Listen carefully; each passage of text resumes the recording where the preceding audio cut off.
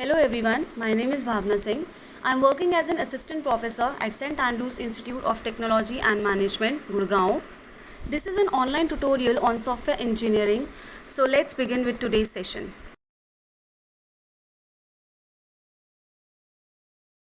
Students, today we are starting with our unit 3 and this is our lecture number 10. And these are the topics that we will cover in today's session. The first one is what is a software design, what are its various levels. Then we will discuss about cohesion and coupling, and then we will discuss about the classification of cohesiveness and coupling. Means what are the various types of cohesion and what are the various types of coupling. So let us start with our first topic, that is what is a software design. Software design is a process to transform user requirements into some suitable form which helps the programmer in software coding and implementation.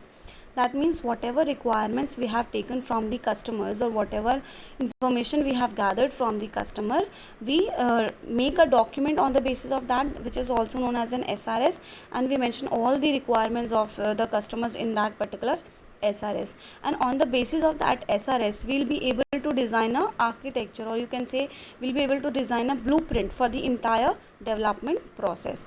And that designing process which helps design helps the system analyst or the system developer also for the development of the, or they'll be able to execute that particular design into the implementation. So the output of this process can directly be used into implementation in programming languages. That means whatever requirements we have mentioned in the SRS document, we transform all these requirements into the design, that is the architecture. We create an entire architecture or entire blueprint of the development process or development of an software, and that we will hand it over to the development team so that they can use that particular design and architecture and transform that design into the implementation, and they start working on that implementation process. That means they will start doing the coding and developing the software process based on that particular design.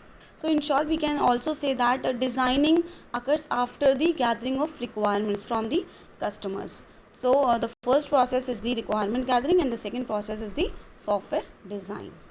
And then we are sending this design to the development team for the implementation program.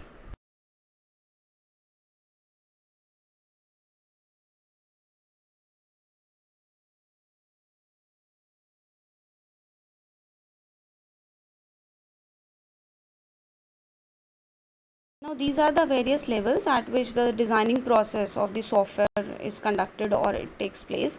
The first one is the architectural design. Architectural design means that in this designing we are maintaining or we are creating the entire architecture. That means we are creating all the components that will be required for the particular system, and how these components will interact with each other.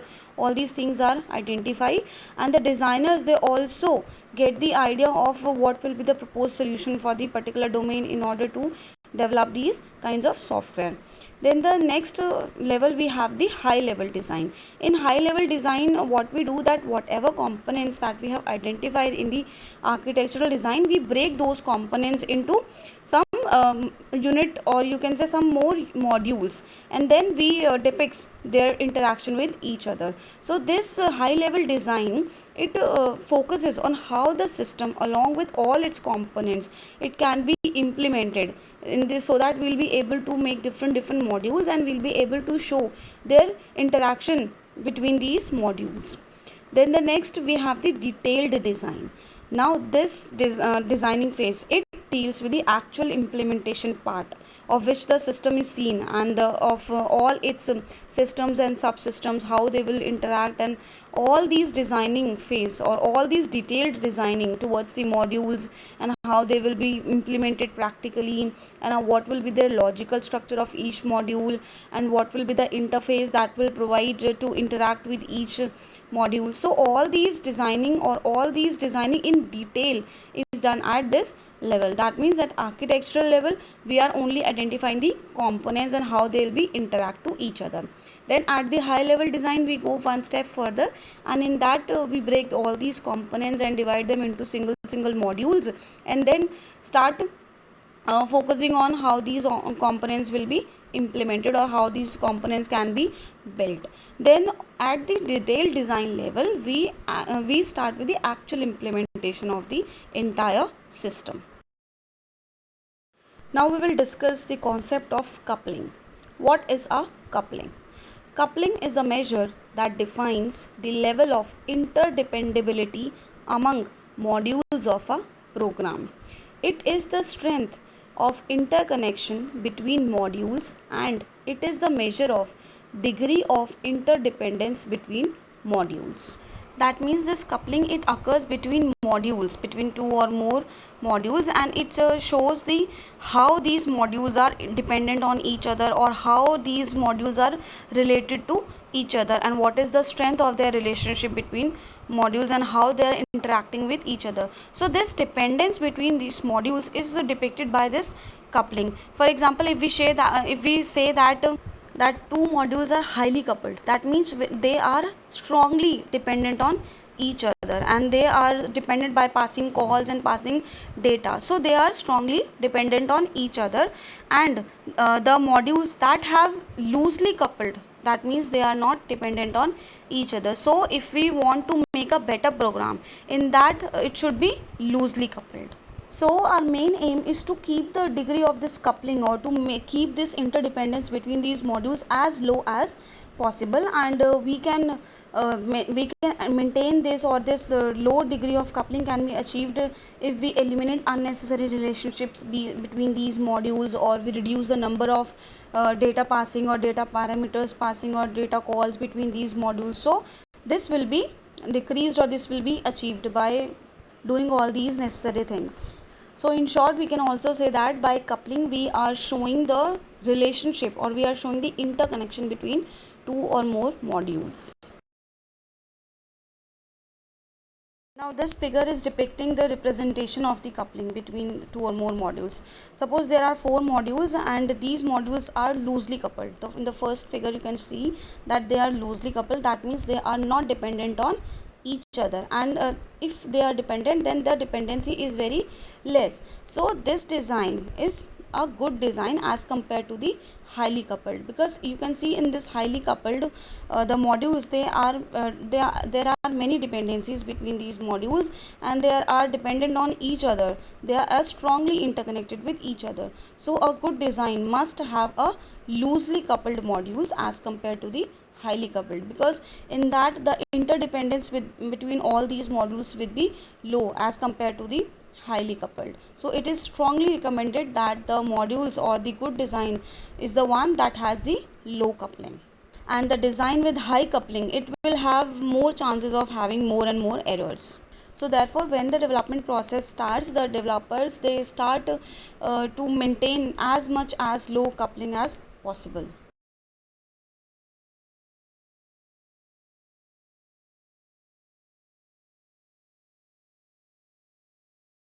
Now we will discuss the various types of coupling one by one. The first one is the content coupling. This coupling occurs when one module, it can directly access or modify or refer to all the contents of the another module. For example, this type of coupling occurs when one module, it modifies the local data values or instructions in another module, or they'll be able to share a branch of one module into another module. So in that case, if they exist, if they are able to modify the contents of, or they are able to share code, or they are able to change the local variables, so in that case the content coupling occurs. Then the second, we have the common coupling. This coupling occurs between modules that share information through some global data items, or they are sharing some global variables, or they'll be able to share the global data structure. So in that case, they are modifying, or they are having access to the same, or you can say to the common data. Therefore it is known as the common coupling. Then the third one, we have the control coupling. Control coupling occurs when suppose we have two modules A and B, and after executing the module A, it transfers control to the second module, that is B, by passing some procedure call, or by passing some function call. So in that case, it is known as the control coupling. Or we can also say that this control coupling exists among two modules if the data from one module is used to execute the instructions in another module. So in that case they are known as the control coupling. That means they are controlling each other. Then the next we have the data coupling. As the name also suggesting that by data we means that we are passing some parameter as data between these two modules. So that means this data coupling occurs when two modules they are interacting with each other by passing some parameters or by passing data, and they are passing or communicating with via an elementary data item. Then the next we have the stamp coupling. Stamp coupling means the different modules they are communicating using the entire data structure, you can say, or using the composite data items, like they are communicating while passing objects, as in the case of C++ language, or they are using or they are passing the structure variable as in case of C. So they are communicating with the help of non-global data structures, or you can say the entire data structures, to one another.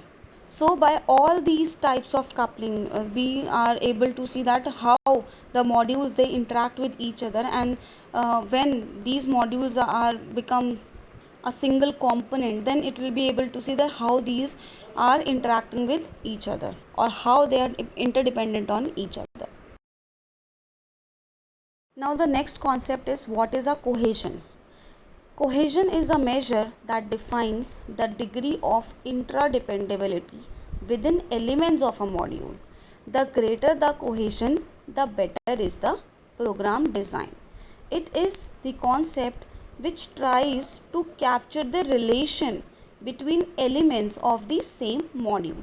Now what happens in the case of coupling, what we have discussed, that coupling it occurs between two or more modules. That means it was interdependent. And in case of this cohesion, we are discussing that it is occurring between the elements of a single module. That means the cohesion is within the module, and the coupling is between the module. So there lies a difference, that in coupling it was between intermodules, and in case of cohesion it is within that single module. And we are discussing about the relationship of all the elements that are present within a single module. And in case of coupling we have discussed that the better program should have low coupled programs. That means the dependency between the modules should be low as much as possible. So in that case the program design will be good if it has a low coupling. But in case of cohesion, the greater the cohesion, the better is the program design. That means the compactness between the elements or the dependability between these elements of a single module must be higher, so that it will become a good design. So this cohesion it defines the degree to which all the elements inside a single module they belong to each other, or they are combined together. So this is also measuring the strength of relationship between these elements within a single module. And we can see that say that in highly cohesive system the functionality is strongly related, because all the elements they are strongly related to one another. So this figure is showing the representation of the cohesion. In this figure you can see that the inside one single module how these elements are tightly bound to each other. All the internal elements how they are strongly related to each other, or how they are strongly functionally related to each other. So it is also written here over that cohesion equal to strength of relations between modules, means greater the strength between these elements, or greater the relation between these elements, it will result into more cohesive design. So we should conclude that the better design should have more cohesion and less coupling. That means they must be all the elements of a single module, they must be strongly, or you can say functionally related to each other, but they must be less dependent on each other.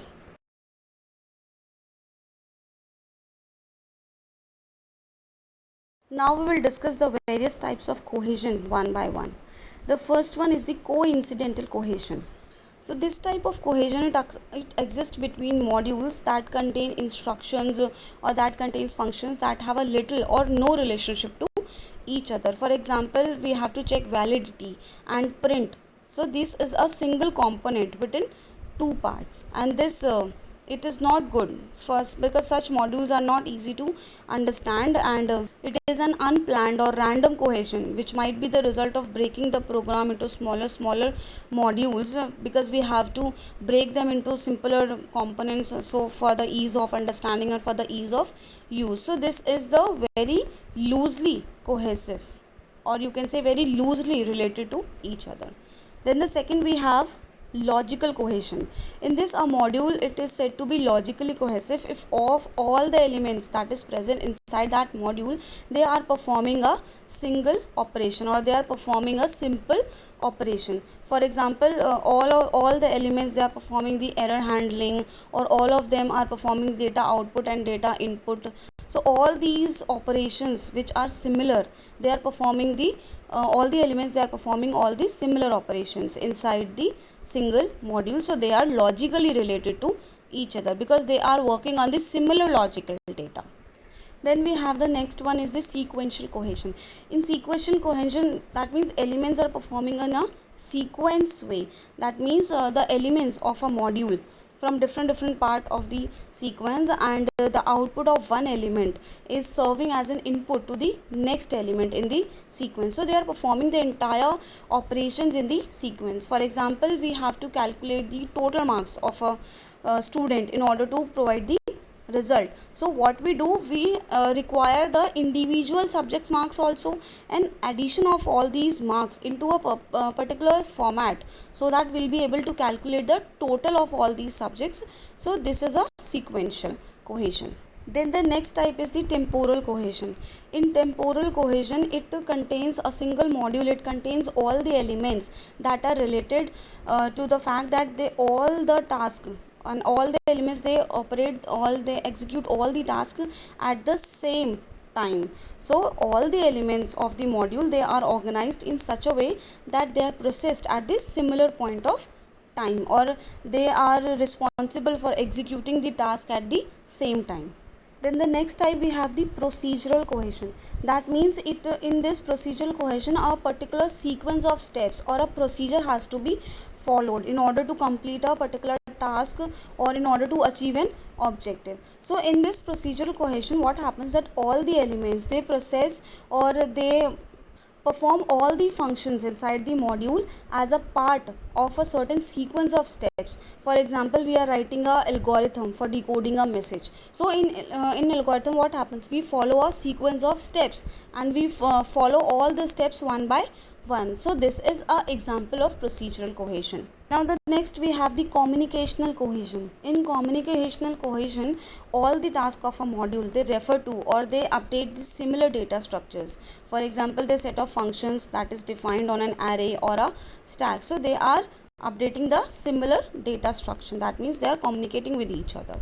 Then the next we have the, now the last one is the functional cohesion.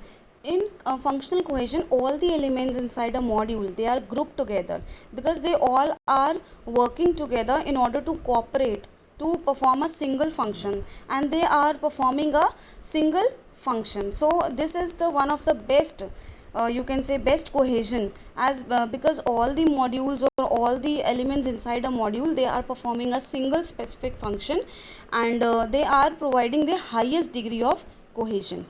So by means of all these types of cohesion, we have understood that how the elements that are present inside a module, they are related to each other or they are communicating with each other. Now we will discuss the difference between coupling and cohesion. Students, this is one of the most important question, you can say, based on today's session, because many times it is asked in exams also, the difference between coupling and cohesion. So you have to prepare this with most care, or you can say more attention. So let's start with the difference. So first one is coupling. It deals with how much one module is dependent on the other program module. That means in coupling, we are talking about two modules and we are talking about their dependence between two or more modules. That means how they are dependent on each other. But in case of cohesion, it deals with how much the functionality is related to each other within the module. That means in case of cohesion, we are talking about the elements that are residing inside a single module. But in case of coupling, it is the functionality between the two modules, and in case of cohesion, the functionality is related between within a single module. Then the second, it shows the relative independence among the modules, and in case of cohesion, it shows the module's relative functional strength. That means in coupling, the dependence is more between the modules, but in case of cohesion, functional strength within the module is more. Then the third, coupling, it is the indication of the relationship between modules. That means it is showing the relationship between modules, that how these are related to each other, or how these are interconnected with each other or dependent on each other. Then in case of cohesion, is the indication of relationship within the module. That means the relationship between elements that are residing within the single module. Then coupling, it is a measure of the degree of independence between modules, and in case of cohesion, it is the measure of strength of the association of elements within a module. Then in case of coupling, the modules are described as tightly coupled when there is a high degree of interaction. That means if there is a high degree of interaction, if there is a high degree of interdependence between modules, then in that case the modules are tightly coupled. But in case of cohesion, it is highest in modules that have a single clear logical independent responsibility or role. So in case of cohesion, we are saying that the degree of cohesion must be high. That means the interconnection between the elements or functional relation between the elements must be high in order to produce a good design or good software design. But in case of coupling, the interdependence between these modules must be low. Matlab it must be loosely coupled, or there should be no dependence, or should be a very less dependence between these modules in order to produce a good software design. Now students, you have to prepare these important questions based on today's session, because many times they have asked in the university exams also. So you have to prepare them.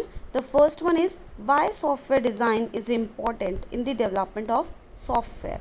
Means you have to explain the importance of software design, that why it is needed, and what happens if we do not create a design or create an architecture of the software.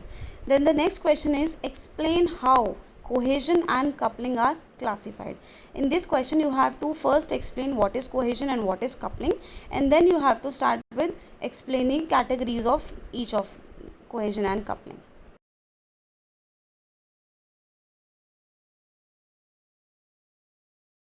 So students, it was all about today. Now we are ending our session here only.